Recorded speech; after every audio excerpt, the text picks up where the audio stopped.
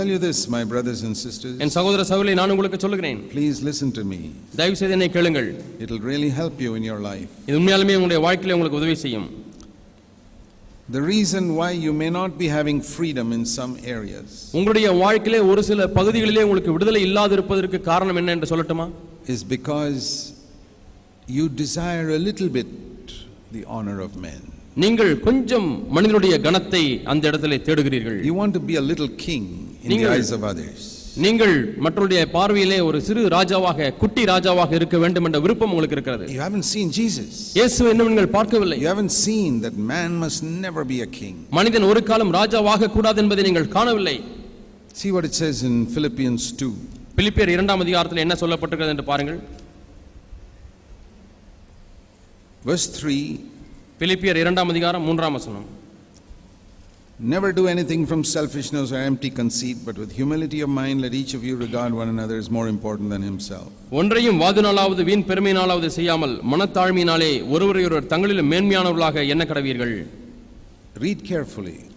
கவனமாய் வாசியுங்கள். It doesn't say you must consider others more spiritual than yourself. மற்றவர்களை உங்களை காட்டிலும் ஆவிக்குரியவர்களாக எண்ண வேண்டும் என்று சொல்லவில்லை. No. இல்லை. More important than yourself. உங்களை காட்டிலும் அதிக முக்கியமானவர்களாக எண்ணுங்கள். You don't have to pretend that other people are more spiritual than you. உங்களை காட்டிலும் மற்றவர்கள் ஆவிக்குரியவர்கள் என்பது போல நீங்கள் நடிக்க தேவையில்லை. Jesus did not imagine, oh, Peter is more spiritual than me. இயேசு எப்பொழுதாவது பேதுரு என்னை காட்டிலும் ஆவிக்குரியவன் என்று சொல்லி அவர் கற்பனை செய்யவில்லை. He was the humblest man on earth. இந்த பூமியிலே வாழ்ந்த மிக தாழ்மையுள்ள மனிதராக இருந்தவர் இயேசு. But along with that he knew that he was the most spiritual man on earth. அதோடு கூட அதிக ஆவிக்குரிய மனிதர் என்று சொன்னால் அவர்தான் என்பதையும் அவர் அறிந்திருந்தார். Can you recognize that you are the most spiritual man in your church and be the humblest man in your church? உங்கள் சபையிலே இருக்கிறவர்களிலே நீங்கள் தான் ஆவிக்குரிய மனிதர் என்பதையும் அதே சமயத்திலே நீங்கள் அதிக தாழ்மையுள்ளவர் என்பதையும் நீங்கள் உணர்ந்து கொள்ள முடியுமா? Can you believe that you have the maximum discernment, spiritual discernment in your church, yet you are the humblest person in your church? உங்களுடைய சபையிலே அதிகமாக பகுத்தறிவு வரம் கொண்டவர் நீங்கள் தான் என்றும் அதே சமயத்தில் நீங்கள் தான் மிகவும் தாழ்மையானவர் என்பதையும் நீங்கள் உணர்ந்து கொள்ள முடியுமா? That is how Jesus was. இயேசு அப்படிதான் இருந்தார். He didn't think others have got more discernment than me. தன்னை காட்டிலும் மற்றவர்களுக்கு அதிக பகுத்தறிவு இருக்கிறது என்று அவர் எண்ணவில்லை. You had gone and asked the Lord. நீங்கள் ஆண்டவரை பார்த்து கேட்கிறீர்கள் என்று வைத்துக்கொள்வோம். Lord, is there anybody on earth more spiritual than you? இயேசுவே, ஆண்டவரே, உம்மை காட்டிலும் அதிக ஆவிக்குரியவர் இந்த பூமியில யாராவது இருக்கிறார்களா என்று கேட்டால் you say no. இல்லை என்று சொல்லுவார் ஆண்டவர். Do you have maximum spiritual discernment of all people on the earth? இந்த பூமியில இருக்கக்கூடிய எல்லா மக்களை காட்டிலும் அதிகமான பகுத்தறிவு உம்மிடத்தில் தான் இருக்கிறது என்று நீங்கள் நம்புகிறீர்களா என்று கேட்டால் yes. ஆம். But he was the humblest man on earth. ஆனால் பூமியில அவர்தான் இருக்கக்கூடியவர்களில் மிகவும் தாழ்மையானவராய் இருந்தார். There's no virtue in saying no, others are more spiritual than me. இல்லை என்னை காட்டிலும் அதிகமான ஆவிக்குரியவர்கள் இருக்கிறார்கள் என்று சொல்வதிலே எந்த ஒரு நற்குணமும் இல்லை. That is a lie, it is hypocrisy and it is false humility. அது ஒரு பொய், அது மாய்மாலம், அது மாயமான தாழ்மை. So we should not have false humility. ஆகவே நமக்கு ஒரு காலம் மாயமான தாழ்மை இருக்க கூடாது. Jesus did not consider others as more spiritual than himself. இயேசு தம்மை காட்டிலும் மற்றவர்களை அதிக ஆவிக்குரியவர்கள் என்று எண்ணவில்லை. You don't have to consider anybody more spiritual than yourself. அதே சமயத்திலே நீங்களும் உங்களை காட்டிலும் மற்ற எந்த ஒரு நபரும் ஆவிக்குரியவர் என்று எண்ண தேவையில்லை. Paul could tell the Corinthians, you are carnal, we are spiritual. Pavul கொரிந்தியரை பார்த்து நீங்கள் மாம்சீகமானவர்களாக இருக்கிறீர்கள், நாங்கள் ஆவிக்குரியவர்களாக இருக்கிறோம் என்று சொன்னார். But Jesus considered everybody as more important than himself. ஆனால் தன்னை காட்டிலும் மற்றவர்கள் முக்கியமானவர்கள் என்பதை இயேசு அறிந்திருந்தார். That's why he washed their feet. ஆகவே தான் அவருடைய பாதங்களை கழுவினார். Because he said, you are more important than me. என்னை காட்டிலும் நீங்கள் முக்கியமானவர்கள் என்று சொன்னார்.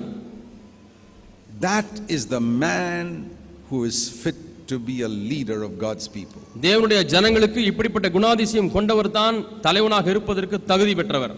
And that is something you only know. உங்களுக்கு மட்டும் தான் அது தெரியும். You look at your church. உங்களுடைய சபையை நீங்கள் பாருங்கள். And you say, நீங்கள் சொல்கிறீர்கள், I may be more spiritual than all of these people here. எல்லா மக்களை காட்டிலும் நான் அதிக ஆவிக்குரியவனா இருக்கலாம். I have more discernment than all of them. மற்ற எல்லாரை காட்டிலும் நான் அதிக பகுத்தறிவு உடையவனா இருக்கலாம். But all of them are more important than me. ஆனால் அவர்கள் எல்லாரும் என்னை காட்டிலும் முக்கியமானவர்கள். So I am only a servant here. நான் இங்கே ஒரு வேலைக்காரனாக தான் இருக்கிறேன்.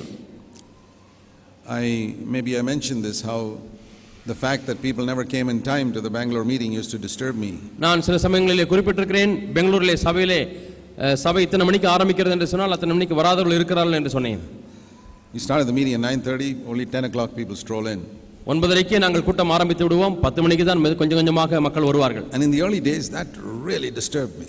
ஆரம்ப காலங்களில் அதிகமாக இது என்னை தொந்தரவு செய்தது. I used to sit there in unrest. All these fellows coming late to God's house. என்ன தேவனுடைய வீட்டுக்கு இவ்வளவு தாமதமாக வருகிறார்கள் என்று சொல்லி நான் உள்ளத்திலே ஒரு சலனம் அடைந்தவனாய் உட்கார்ந்து கொண்டிருந்தேன். Then the Lord told me something that brought my heart to rest. பிறகு தேவன் என்னிடத்தில் ஒன்றை சொன்னார். அது என்னுடைய உள்ளத்தை ஒரு இளைப்பாறுதலுக்குள்ளாய் கொண்டு வந்தது. I'll tell you what he told me because that helped me in many other areas also. ஆண்டவர் என்னிடத்தில் என்ன சொன்னார் என்று உங்களுக்கு சொல்கிறேன். ஏனென்று சொன்னால் மற்ற பகுதிகளிலேயும் இது எனக்கு உதவி செய்திருக்கிறது. The Lord said, I have called you to be a servant to all these people. இங்க இருக்கக்கூடிய ஜனங்கள் எல்லாருக்கும் நீ வேலைக்காரனாக இருக்கும்படியாக தான் உன்னை அழைத்திருக்கிறேன். You're not a king. நீ ஒரு ராஜா அல்ல. You will never be a king. ஒரு காலம் நீ ராஜாவாக போகிறதே இல்லை. Unless you disobey me. நீ எனக்கு கீழ்ப்படியாமல் போனால் தான் ராஜாவாக முடியும். Otherwise you're a servant. இல்லாவிட்டால் நீ ஒரு வேலைக்காரன் தான். And imagine that you're the servant of a king. ஒரு ராஜாவுடைய அரண்மனையிலே ஒரு ராஜாவுடைய வீட்டிலே நீ ஒரு வேலைக்காரனாக இருக்கிறாய் என்று எண்ணிக்கொள். The king says, I want breakfast at 9:30. ராஜா சொல்கிறார், எனக்கு காலை 9:30 மணிக்கு காலை ஆகாரம் சரியாக இருக்க வேண்டும். I work hard and make the table ready and get the breakfast ready by 9:30. நான் கடினமாய் வேலை செய்து என்னுடைய சீக்கிரமாக வேலையெல்லாம் முடித்து டேபிளை மேஜை சுத்தம் பண்ணி 9:30 மணிக்கு காலை சிற்றுண்டியை ஆயத்தமாகி வைக்கிறேன். நான் அங்கே காத்து கொண்டே இருக்கிறேன். The king hasn't come. ராஜா இன்னும் வரவில்லை. Queen has not come. ராணி இன்னும் வரவில்லை. At 10 o'clock they walk in. 10 மணிக்கு ஆயாவாக அப்படியே நடந்து வருகிறார்கள். What do I say? நான் என்ன சொல்வேன்? Why have you come late? ஏன் தாமதமாய் வருகிறீர்கள் அரை மணி நேரம்? Can I talk to the king and the queen like that? அப்படி நான் அந்த ராஜா ராணியிடத்தில் பேச ஆரம்பித்தால்? No. இல்லை. They can come at 11 o'clock if they want. அவர்கள் வேண்டுமானால் 11 மணிக்கு கூட வரலாம். Or they need not even come. அவர்கள் வராமலேயும் இருக்கலாம். Because they are kings. ஏனென்றால் அவர்கள் ராஜாக்கள். So the Lord said to me, ஆண்டவர் என்னை பார்த்து சொன்னார், in your church there are many kings and queens. உன்னுடைய சபையிலே अनेक ராஜாக்கள் ராணிகள் இருக்கிறார்கள். They can come whenever they like. அவர்கள் எப்பொழுது வேண்டுமோ அப்பொழுது வரலாம். But you are a servant. ஆனால் நீ ஒரு வேலைக்காரன். You must always be there on time. நீ எப்பொழுதுமே சரியான நேரத்திற்கு அங்கே இருக்க வேண்டும். And let the Maharajas and Maharanis walk in whenever they like. மகாராஜாக்களும் மகாராணிகளும் எப்பொழுது வேண்டுமோ விருப்பமோ அப்பொழுது உள்ளே நடந்து வரலாம். After some years, some of these Maharajas and Maharanis may also become servants, and then they will come on time. சில ஆண்டுகள் கழித்து இந்த மகாராஜா மகாராணிகளில் ஒரு சிலர் வேலைக்காரர்களாக மாறி சரியான நேரத்திற்கு வர ஆரம்பிக்க பழகலாம்.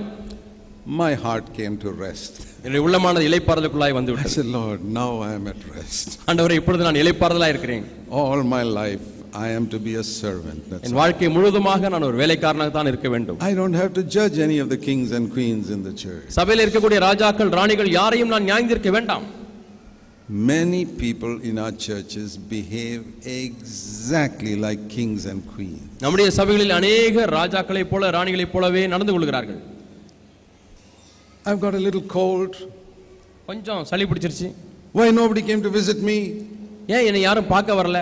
I'm lying in bed for one day, nobody came to see me, nobody came to pray for me. ஒரு நாள் நான் படுக்கையில படுத்திருந்த வியாதினால யாருமே என்னை வந்து பார்த்து ஜெபிக்கல, யாருமே என்னை வந்து விசாரிக்கல. These are all Maharajas and Maharanis. இவர்கள் யார்? இவர்கள் மகாராஜாக்கள் மகாராணிகள். You know, like big people, even if they have a little cold, it comes in the newspaper, the king has got a cold. பெரிய மக்கள் அரசியல்வாதிகள் தலைவர்கள் யாருக்காவது கொஞ்சம் சளி பிடித்தாலும் கூட பேப்பர்ல நியூஸ் வந்துவிடும், இவர் இந்த ஆஸ்பத்திரியில் அனுமதிக்கப்பட்டு பரிசோதிக்கப்பட்டார், சளி பிடித்து விட்டது என்று. So many people are like that. அநேகர் இப்படித்தான் இருக்கிறார்கள். I've got a little ache here or pain here, you must come and serve me. எனக்கு இங்கே கொஞ்சம் வலி வந்து விட்டது, நீங்கள் வந்து எனக்கு பணிவிடை செய்ய வேண்டும். Brother, I have had aches and pains in my body many years. I don't trouble any of you. சகோதரர்களே, எனக்கு எவ்வளவு வருஷக்கணக்காக எவ்வளவு வலிகள் வேதனைலாம் இருந்தது, யாரையும் நான் தொந்தரவு செய்யவில்லை. I say, God is my helper. தேவனே எனக்கு சகாயர். I don't need any sympathy from anybody. எந்த மனிதனிடத்திலும் எந்த ஒரு பரிதாபமும் எனக்கு தேவையில்லை, அனுதாபமும் தேவையில்லை. We are servants. நாம் வேலைக்காரர்கள். A servant doesn't go to a king and say, hey, I was lying down in bed, why didn't you come and visit me? ஒரு வேலைக்காரன் ராஜாவை பார்த்து, நான் படுக்கையிலே அனுமதிக்கப்பட்டிருந்தேன், வியாதியாய் கிடந்தேன், ஏன் என்னை வந்து பார்க்கவில்லை என்று ராஜாவை பார்த்து கேட்பானா? Do you know how many kings and queens are sitting in our church? நம்முடைய சபைகளில் எத்தனை ராஜாக்கள் ராணிகள் உட்கார்ந்து கொண்டிருக்கிறார்கள் என்று உங்களுக்கு தெரியுமா? They are outwardly kings, inwardly slaves. அவர்கள் வெளிப்பிரகாரமாக ராஜாவை போல இருக்கிறார்கள், உள்ளேயோ அடிமைகளாக இருக்கிறார்கள். What is the truth that will make them free? அவர்களை விடுதலையாக்கக்கூடிய சத்தியம் என்ன? The truth that God has called you to be a servant. சத்தியம் என்னவென்றால் தேவன் உங்களை பணியாளனாக வேலைக்காரனாக இருக்கும்படி அழைத்திருக்கிறார். I can tell you honestly, it has set me free. என்னை இது விடுதலையாக்கி இருக்கிறது என்று நேர்மையாக நான் உங்களுக்கு சொல்ல முடியும். I want you to have a competition with me to be who can be a better servant. யார் சிறந்த வேலைக்காரனாக இருக்க முடியும் என்று நீங்கள் என்னோடு கூட போட்டி போடும்படி உங்களை You அழைக்கிறேன். know, like we run in a race, who can win. ஒரு ஓட்ட பந்தயத்தில் யார் ஜெயிக்கிறார் என்று ஓடுவது போல Let us have a competition. நாம் நமக்குள்ளே ஒரு போட்டியை Who வைத்துக் can கொள்வோம். have a better attitude to be a servant? ஒரு வேலைக்காரனாக இருப்பதற்கு யாருக்கு நல்ல மனோபாவனை இருக்கிறது? That means you have no demand on anybody. யார் மீதும் எந்த ஒரு கேட்புரிமையும் இல்லை. You don't expect anything from anyone. யாரிடத்திலும் எதையும் எதிர்பார்க்காத ஒரு மனநிலை. You go to visit some place, you don't even expect them to give you a bed or a food or anything. நீங்கள் ஒரு இடத்திற்கு வீடு சந்திக்க போகிறீர்கள், அங்கே நீங்கள் படுப்பதற்கு ஒரு படுக்கையோ அல்லது ஆகாரமோ கொடுக்காமல் If இருக்கிறார்கள். they give it, praise the Lord. If they don't give it, praise the Lord. அவர்கள் கொடுத்தாலும் கர்த்தருக்கு ஸ்தோத்திரம், கொடுக்காவிட்டாலும் கர்த்தருக்கு You ஸ்தோத்திரம். don't expect anything from anyone. எந்த ஒரு நபரிடத்திலும் எதையும் எதிர்பார்க்காத ஒரு வாழ்க்கை. This is the secret of a happy marriage also. சந்தோஷமுள்ள திருமண வாழ்க்கைக்கும் இதுதான் ரகசியம். Do you want a happy marriage? உங்களுக்கு சந்தோஷமுள்ள திருமண வாழ்க்கை அவசியமா? Don't make any demands on your husband or your wife. உங்களுடைய மனைவியினிடத்திலோ உங்களுடைய கணவனிடத்திலோ எந்த ஒரு கேட்பு எதிர்பார்ப்பும் வைக்காதிருங்கள். I'm not saying that you should give up the headship in your home. உங்களுடைய குடும்பத்திலே நீங்கள் தலைவராக இருக்கக்கூடிய நிலையை விட்டுவிட வேண்டும் என்று சொல்லவில்லை. I'm a servant, but I'm the head in my home. நான் ஒரு வேலைக்காரன் தான், நான் என்னுடைய குடும்பத்திற்கு நான் தலைவன். My example is Jesus. He was the head of his 12 disciples. என்னுடைய மாதிரி இயேசு கிறிஸ்து 12 சீஷர்களுக்கு அவர் தலையாக இருந்தார். At the same time he was a servant. அதே சமயத்திலே அவர் ஒரு வேலைக்காரனாகவும் I can இருந்தார். be an elder in a church and be a servant. நான் ஒரு சபைக்கு மூப்பனாய் இருக்க முடியும், அதே சமயத்திலே சபைக்கு வேலைக்காரனாகவும் இருக்க முடியும். And if you're a man, you must be the head of your home. நீங்கள் புருஷராய் இருந்தால் நீங்கள் தான் குடும்பத்துக்கு தலையாக இருக்க வேண்டும். You must not allow your wife to decide things in your home. உங்களுடைய குடும்பத்திலே காரியங்களை தீர்மானிப்பதற்கு உங்களுடைய மனைவிக்கு நீங்கள் இடம் கொடுக்க கூடாது. That's foolish. அது புத்தியினம். God has given different responsibilities to the man and the woman. ஒரு மனிதனுக்கு ஒரு மனுஷிக்கும் தேவன் வித்தியாசமான பொறுப்புகளை கொடுத்திருக்கிறார். A man must be the head of the home. புருஷன் ஒரு குடும்பத்துக்கு தலையாக இருக்க The வேண்டும். woman must bear the children. ஸ்திரீ பிள்ளைகளை பெற்றெடுக்க வேண்டும். If you make your wife the head of your home, உங்களுடைய குடும்பத்திலே உங்களுடைய மனைவியை நீங்கள் தலையாய் வைத்து விட்டால் then you better bear the children. நீங்கள் பிள்ளைகளை பெறுகிற வேலையை செய்யுங்கள். You have to become pregnant and produce the children. நீங்கள் கர்ப்பம் தரித்து பிள்ளைகளை பெற வேண்டும். You can't do that? உங்களால் அதை செய்ய முடியாதா? Then you at least be the head of your home. அல்லது குறைந்தபட்சம் குடும்பத்துக்கு தலையாகவாவது இருங்கள். Don't mix up the responsibility. பொறுப்புகளை கலந்து விட வேண்டாம். Don't make the wife the head. மனைவியை தலையாக்கி விட Whatever வேண்டாம். she does, whatever she says, you do. அவள் என்ன சொன்னாலும் செய்து கொண்டே இருக்க வேண்டாம். You say, brother, that is the way we can have peace in the home if I do what she says. சகோதரரே, மனைவி சொல்றதெல்லாம் செஞ்சிட்டே இருந்தா தான் குடும்பத்துல சமாதானம் இருக்கும் brother. That is what Adam said in the garden. அதைத்தான் ஆதாம் அந்த ஏதேன் தோட்டத்திலே சொன்னான். If I don't eat this, she'll get upset with me. நான் இந்த பழத்தை சாப்பிடாவிட்டால் என்னிடத்திலே மனத்தாங்கள் அடைந்து விடுவாள். For the sake of peace, I'll eat it. சமாதானத்தை நிமித்தமாக நான் சாப்பிட்டு விடட்டும். That is stupidity. அது புத்தியினம். God said, Adam, you listen to the voice of your wife. ஆதாமே, உன் மனைவியின் வார்த்தைக்கு செவி கொடுத்தாய். You know, தேவன் சொன்னார். we have taught in our churches, husbands must love their wives like Christ loved the church. கிறிஸ்து சபையை நேசித்தது போல புருஷர்களே உங்கள் மனைவியை நேசிக்க வேண்டும் என்று நாம் சபையிலே போதித்திருக்கிறோம். And this has gone to such an extreme that the wives have become maharanis in many houses. இது எப்படி ஆகிவிட்டது என்று சொன்னால், ஒரு கோடிக்கு சென்று மனைவிமார்கள் குடும்பத்திலே மகாராணியை போல மாறிவிட்டார்கள். But the husband is not the maharaja. ஆனால் புருஷனும் மகாராஜாவாக இல்லை. If he is maharaja, it's all right if she is maharani. புருஷன் மகாராஜாவாக இருந்தால் மனைவி மகாராணியாக இருந்தாலும் பரவாயில்லை. No, it is maharani and a servant. இல்லை, இப்பொழுது எப்படி இருக்கிறது என்று சொன்னால் மனைவி மகாராணியாகவும் கணவன் வேலைக்காரனாகவும் மாறிவிட்டார். That has happened in some homes. சில குடும்பங்களில் எப்படி நடந்திருக்கிறது. You should not let that happen. இது நடக்க நீங்கள் அனுமதிக்க I கூடாது. remember I told one brother in one of our churches, நம்முடைய சபைகளிலே ஒரு சகோதரனிடத்தில் இப்படியாய் சொன்னேன். brother, you must be the head of your home. சகோதரனே, நீங்கள் தான் குடும்பத்துக்கு தலையா இருக்க வேண்டும். Because he had a very strong wife. ஏனென்றால் உங்களுக்கு இருக்கக்கூடிய மனைவி மிகவும் வலிமையான ஒரு மனைவியா You must be the head இருக்கிறார். of your home. நீங்கள் தான் குடும்பத்துக்கு தலையா இருக்க வேண்டும். He said, oh brother, if I try to be the head of home, there'll be a war in the home. இந்த சகோதரன் சொன்னார், சகோதரனே, நான் குடும்பத்துக்கு தலையாக இருக்க முற்பட்டால் ஒரு பெரிய யுத்தமே நடந்துவிடும். I said, fight the war. யுத்தத்தை செய்யுங்கள் என்று சொன்னேன். And win it. ஜெயுங்கள். And be the head of your home. யுத்தத்தை மேற்கொண்டு குடும்பத்துக்கு தலையாக இருங்கள் என்று Because சொன்னேன். those are the wars of the Lord and we have to fight them. இவைகள் எல்லாம் கர்த்தருடைய யுத்தம், நாம் போராடியாக வேண்டும். But don't just surrender and say, okay, you be the head. அப்படியே நீங்களே சாஷ்டாங்கமாக விழுந்து விட்டு நீயே தலையா இருந்து விடு என்று சொல்ல வேண்டாம். You know what all these sisters covering their head are saying? ஏன் இந்த சகோதரர்கள் எல்லாம் முக்காடு போட்டுக் கொண்டிருக்கும் பொழுது என்ன சொல்லுகிறார்கள் தெரியுமா? My husband is my head. என்னுடைய புருஷன் தான் எனக்கு தலை. I hope it is true. அது மெய் என்று நான் நம்புகிறேன். Don't just cover your head and sit here. நீங்கள் தலையில முக்காடு மட்டும் போட்டுக்கொண்டு உட்கார்ந்திருக்க வேண்டாம். And brothers, சகோதரர்களே, If the wife is the head of your home, உங்களுடைய மனைவிதான் குடும்பத்துக்கு தலையா இருக்கிறார்கள் என்றால், then you please bring a veil and put it on your head and sit here and say, my wife is the head of my home. சபைக்கு வரும்போது நீங்கள் இந்த ஒரு ஷாலை எடுத்துக்கொண்டு முக்காடு கொண்டு வந்து உட்கார்ந்து கொள்ளுங்கள், என் மனைவிதான் வீட்டுக்கு தலை என்று சொல்லுங்கள். Don't tell a lie by keeping your head uncovered. உங்களுடைய தலையிலே முக்காடை எடுத்துக்கொண்டு நீங்கள் ஒரு பொய் சொல்ல வேண்டாம். When you keep your head uncovered, you are saying, I am the head of my home. தலையிலே நீங்கள் முக்காடு போடாமல் உட்கார்ந்திருக்கிறீர்கள் என்று சொன்னால், நான் தான் குடும்பத்துக்கு தலை என்று சொல்கிறீர்கள். Is it true?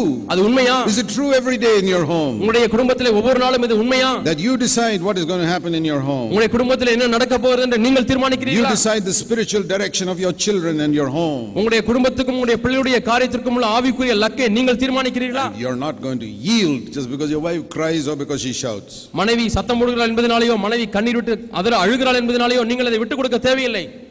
You can serve her, wash her feet, do all that.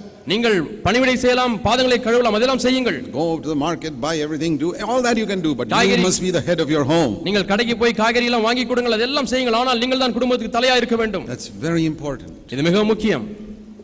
Jesus was a leader, but he didn't have the spirit of a king. இயேசு தலைவராக இருந்தார், ஆனால் அந்த ராஜாவுடைய ஆவி அவருக்கு இல்லை. You must understand what I'm saying. நான் சொல்லுகிறதை நீங்கள் விளங்கிக் கொள்ள வேண்டும். We don't make demands on our wife. நம்முடைய மனைவியிடத்திலிருந்து நாம் இப்படித்தான் செய்தாக வேண்டும் என்றதான ஒரு எதிர்பார்ப்பை வைத்திருக்க Don't கூடாது. sit there like a dictator saying, listen to me.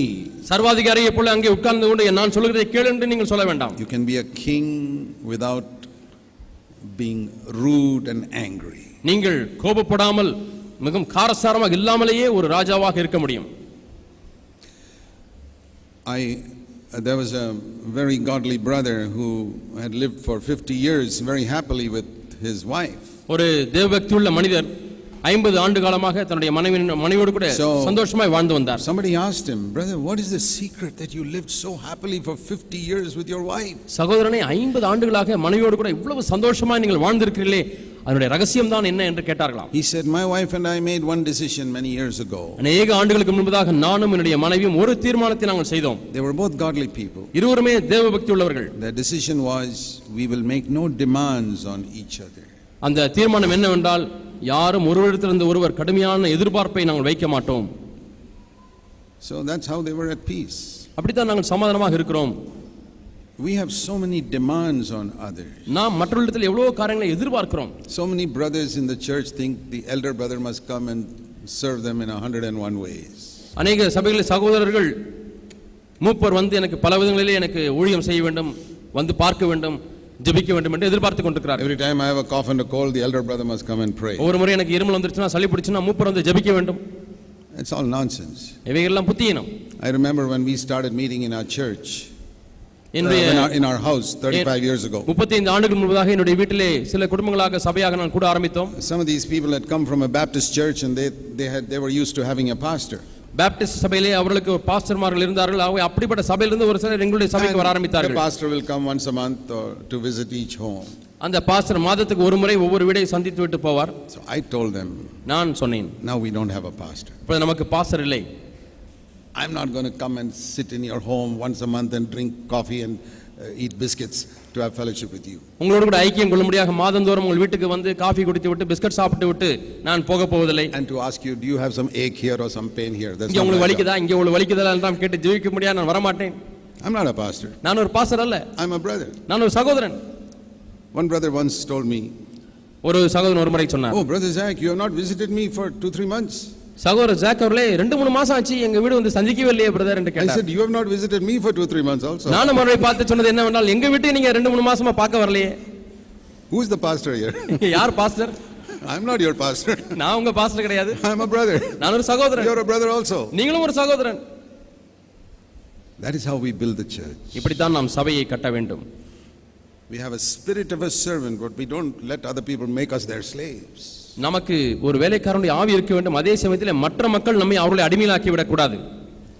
Some people would like to make you their slave. சிலர் உங்களை தங்களுக்கு அடிமையாக மாற்ற விரும்புகிறார்கள். You must do this for me, you must do that for me. எனக்காக நீங்க இதை செய்யணும், அதை செய்யணும்.